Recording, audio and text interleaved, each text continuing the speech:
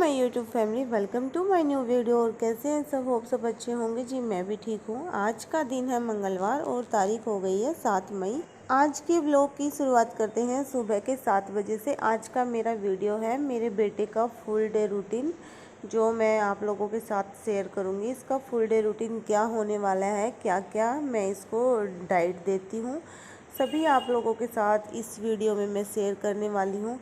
और अभी ये उठा है सुबह के 7 बजे। वैसे ये 6 बजे उठ जाता है, लेकिन आज ये 7 बजे उठा है। और अभी उठते ही थोड़ी बहुत देर मैं इसके साथ खेलती हूँ, थोड़ी मस्ती वस्ती करते हैं। और उसके बाद फिर आगे की जो दिनचर्या है वो स्टार्ट होती है। तो यहाँ पे सुबह मैं इसके साथ मस्ती करती हूँ। और ये सुबह मतलब जब छोटे बच्चे उठते हैं तो काफ़ी क्यूट से लगते हैं, उनके साथ खेलने का मन करता है। और ये बच्चे जो हैं सुबह उठते हैं, जैसे इनमें आलस बिल्कुल नहीं होते, ये एकदम एक्टिव रहते हैं। जैसे हम लोगों में तो सुबह उठते हैं तो आलस रहता है, और ये एकदम एक्टिव से होते हैं। सुबह उठते ही थोड़ी देर इसको टाइम देके उसके साथ साथ मेरा ये काम होता है, मैं इसको कुछ बातें सिखाती हूँ अच्छी वाली, जो भी मतलब जय जय कैसे करना है, सीताराम कैसे करना है, इस टाइप के। फिर बच्चों को ऐसे सिखाते हैं ना तो आ जाती है जल्दी से पकड़, अभी मजबूत होती है बच्चों की। और ये सब नॉर्मली चीज़ तो छोटे बच्चों को सभी को ही आती है, सभी घर वाले ही अपने बच्चे को सिखाते हैं। और यहाँ पे मैं इसको ऑयल लगा रही हूँ, ये वाला जो नारियल का ऑयल है। और अभी मैं इसको मसाज नहीं दे रही, 4-5 दिन हो गए मुझे इसको मसाज दिए हुए। क्योंकि सरसों के तेल से मसाज करते हैं या फिर कौन से भी तेल से मसाज करते हो, मैं इसको नहीं लगाती क्योंकि इसके एलर्जी हो रही है। इसलिए मैं जो एलर्जी हो रही है वहाँ पे नारियल तेल ही लगाती हूँ।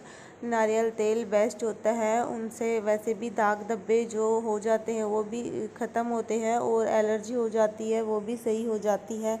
इसलिए फिर मैं इसको मसाज नहीं दे रही। वैसे ही अभी नारियल का तेल मैंने लगा दिया है, और अभी कपड़े मैंने इसको पहना दिए हैं। अब ये खेलेगा थोड़ी देर।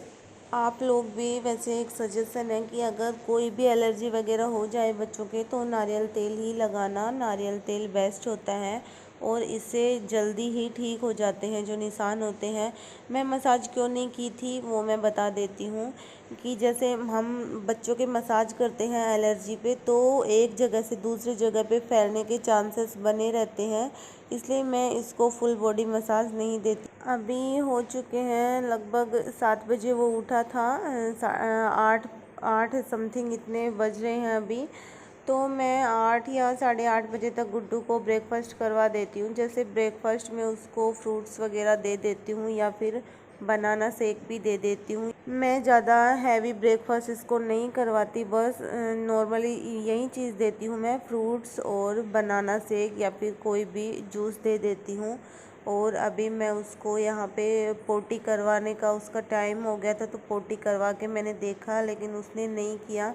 बच्चे मतलब इस टाइम पे जब 9 मंथ के हो जाते हैं तो इस टाइम पे वो एक दिन छोड़ एक दिन ही पोटी करते हैं, मतलब एक दिन के गैप में पोटी करते हैं।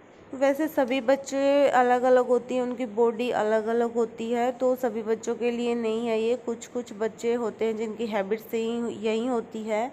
तो और कुछ कुछ बच्चे होते हैं कि डेली भी कर लेते हैं। वैसे ये डेली भी करने लग गया था, अभी बीच में ये 4-5 दिन से ये एक दिन छोड़ एक दिन के गैप में मतलब पोटी करता है।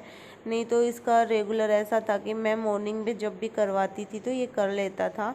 और अभी मैंने इसको पिला दिया है बनाना शेक। तो मैं यहाँ पे इसको नहीं पिला रही थी, तो ये बार बार में रो रहा था। इसको बनाना शेक का टेस्ट काफ़ी अच्छा लगता है, ये खुश होके पी लेता है। बच्चे को कोई भी चीज़ अच्छी लगती है और फिर उसे वो दूर करे ना, खाने पीने की जो चीज़ होती है, तो फिर वो रोने लग जाते हैं इस टाइम पे। 9 मंथ के या 10 मंथ के इस एज तक जब बच्चे आते हैं तो थोड़ा थोड़ा समझने लगते हैं, जिद करने लगते हैं। और अभी 9 बज रहे हैं लगभग, तो मैं ज़्यादा गैप नहीं देती इसके बीच में। जो भी इसकी दिनचर्या होती है, जैसे अभी ब्रेकफास्ट किया था तो लगभग 1 घंटा हो गया था। फिर मैं उसके बाद इसको नहला रही हूँ यहाँ पे। तो अभी ये बैठने लग जाते हैं बच्चे आराम से, तो इनको बैठा के भी नहलाया जा सकता है और आराम से नहा भी लेते हैं। अभी शायद कम ही रोते हैं बच्चे, ज़्यादातर बच्चे नहीं रोते, आराम से नहा लेते हैं। तो मैंने यहाँ पे इसको बस शैम्पू ही किया है सर में, वो भी मैं कभी कभी यूज़ करती हूँ, डेली नहीं लगाती, क्योंकि बच्चे के बाल भी सॉफ्ट होते हैं और बच्चे की स्किन भी सेंसिटिव होती है, इसलिए हमें साबुन और शैम्पू वगैरह डेली यूज़ नहीं करना चाहिए। और वैसे इसके एलर्जी हो रही है तो मैं साबुन भी मैं यूज़ नहीं करती, मुझे काफ़ी दिन हो गए हैं। और मैंने उसको नहला धुलाकर तैयार कर दिया था, अभी उसको मैंने वॉकर में बिठा दिया है, क्योंकि मेरा कुछ काम होता है और उसका खाना मुझे रेडी करना होता है, तो फिर मैं उसको बिठा देती हूँ। यहाँ पे मैं आज इसको दही और रोटी दूंगी, तो मैं छोटे छोटे टुकड़े कर लिए हैं रोटी के और मिक्सर में घुमा लिया है और इसमें दही ऐड कर लिया है और जो पेस्ट होता है वो अच्छे से मिक्स कर लिया है। और इसमें मैंने एक चुटकी नमक डाल दिया है, जिससे बच्चे को थोड़ा टेस्ट आ जाए तो वो अच्छे से खा ले। नहीं तो स्किप भी कर सकते हैं, अगर आपके बच्चे ऐसे खा लेते हैं ना तो फिर आप स्किप कर सकते हो। वैसे बच्चों को थोड़ा थोड़ा टेस्ट भी देना चाहिए, जैसे मीठा टेस्ट भी या फिर खट्टा, और जो नमक का होता है वो भी। अभी धीरे धीरे इनको खिलाना चाहिए, ताकि एकदम से हम खिलाएंगे तो इतना बर्डन नहीं आएगा और आराम से बच्चे खा भी लेते हैं। और यहाँ पे मैं इसको बिठा के खिला रही हूँ। वैसे ये मैं तब खिला रही हूँ जब ये नहाने के बाद ये सो चुका था, उसके बाद ये उठा तब मैं इसको खिला रही हूँ, क्योंकि वो नहाने के बाद जस्ट सो जाता है, बिल्कुल भी उसको वेट नहीं होता, वो रोने लग जाता है, इसलिए फिर वो फीड करके ही सो जाता है। और अभी ये उठा था तो मैं उसके लिए मैंने ये तैयार किया है, तैयार तो मैंने पहले ही कर दिया था और अभी मैं उसको खिला रही हूँ, तो ये अच्छे से खा लेता है।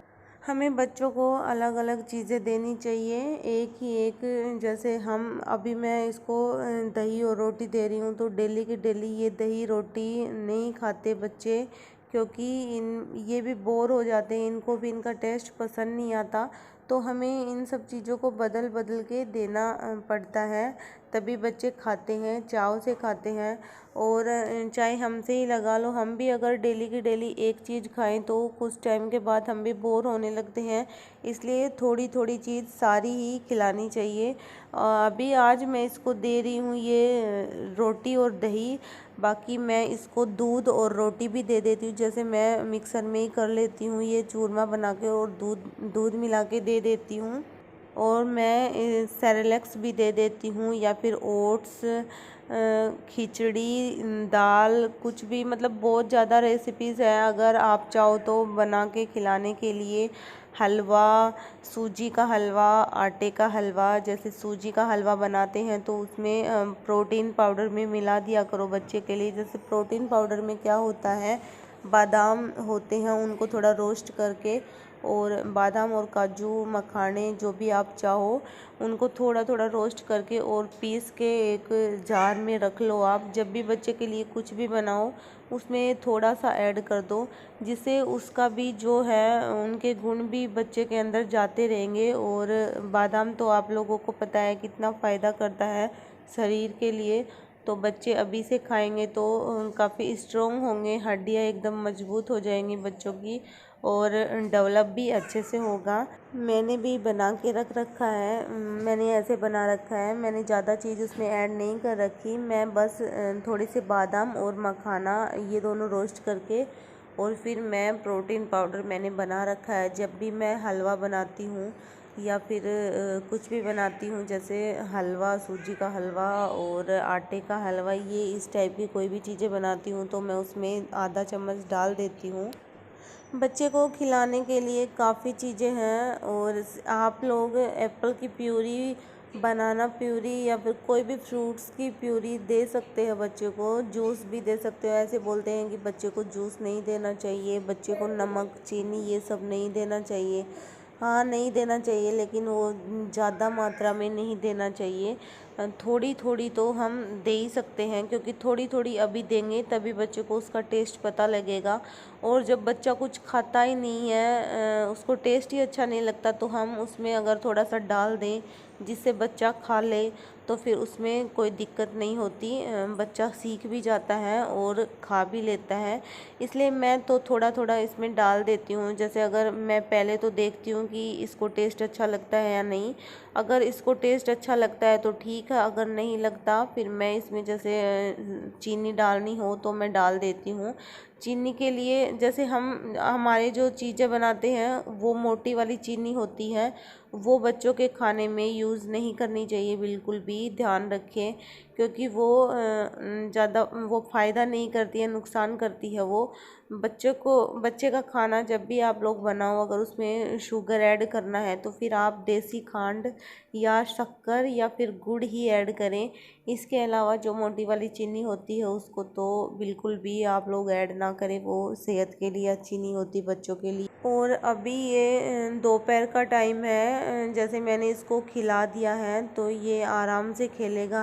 अभी 2-2.5 घंटे ये खूब खेलेगा और उसके बाद ये सोएगा। जैसे ये पहले 3 बार सोता था दिन में, अभी इसका 2 टाइम हो गया है। एक जैसे सुबह नहाने के बाद सो जाता है, फिर ये 3 या 3:30 या 2:30 इतने बजे सोता है। बस 2 बार ही सोता है दिन में तो, और रात में सोता है। जैसे पहले तो ज़्यादा सो जाता था, थोड़ी देर सोया फिर उठ गया, थोड़ी देर सोया फिर उठ गया। लेकिन अभी जब जब बच्चा बड़ा होता है ना तो फिर इसकी नींदें भी गायब होने लगती है। ये खेल में ज़्यादा ध्यान देते हैं और अभी ये खेल रहा है। मुझे भी इसके साथ ही बैठे रहना पड़ता है, चाहे मुझे कितनी भी नींद आओ, लेकिन बस बैठा रहना पड़ता है, क्योंकि बच्चा कुछ भी मुंह में ले सकता है। अगर इधर उधर कुछ चीज़ें पड़ी हो तो वो एकदम से मुंह में लेके जाए। बच्चे को ये मुंह में लेने की आदत होती है 6 मंथ से पहले भी और उसके बाद भी। ये मुंह में खिलौने वगैरह या फिर हाथ, पहले तो हाथ देते हैं और फिर खिलौने वगैरह ये देते रहते हैं। और अभी मैं इसको शाम के टाइम में मैं इसके लिए बना रही हूँ यहाँ पे ओट्स। तो ओट्स मैंने बना लिए हैं, जैसे दूध लिया है उसमें थोड़े से ओट्स डाल लिए मैंने, और वो जो देसी खांड आप लोगों को मैंने बताई थी वो डाल लिया और उबाल लिया इसको 5-10 मिनट लगभग। अगर ढंग से उबालेंगे तो आराम से खा सकेगा, क्योंकि अभी ये छोटा है तो फंसने के चांसेस रहते हैं, ये थोड़े ज़्यादा बड़े आते हैं।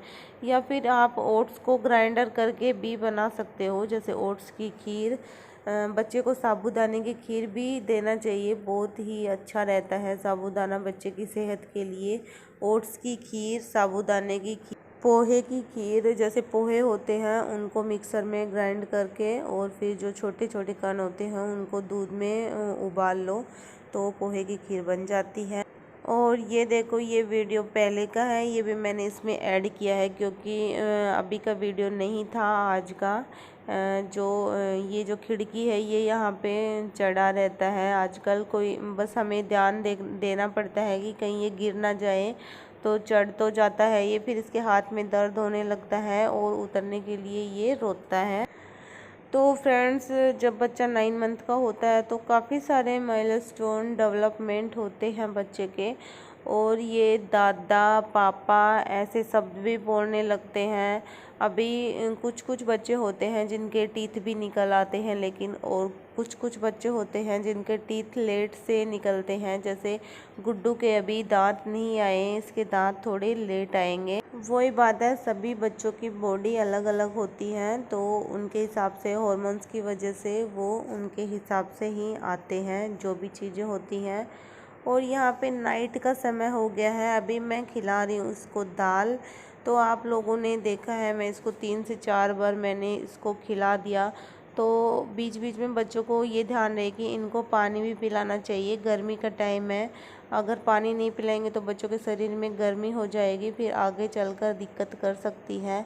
और नाइट में मैं मोस्टली इसको दाल ही खिलाती हूँ, क्योंकि दाल घर में बनती भी है और ये इसको दाल अच्छी भी लगती है। और मूंग दाल और चना दाल बच्चे की सेहत के लिए भी काफ़ी अच्छी होती हैं, तो हमें दाल भी खिलाना चाहिए। आप पालक दाल भी खिला सकते हो बच्चों को। या फिर वेजिटेबल्स मिक्स करके हम लोग सूप भी बना सकते हैं। सूप भी बच्चे को देना चाहिए, वो भी अच्छे होते हैं, उनमें भी अच्छा खासा प्रोटीन विटामिन्स आते हैं।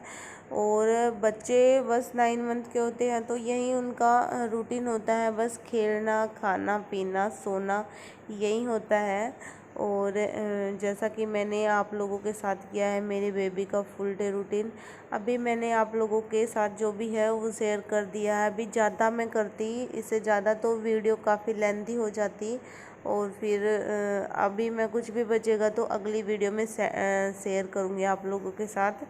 और वीडियो आप लोगों को कैसा लगा कमेंट करके ज़रूर बताना। मिलते हैं नेक्स्ट व्लॉग में, जब तक के लिए बाय बाय, टेक केयर।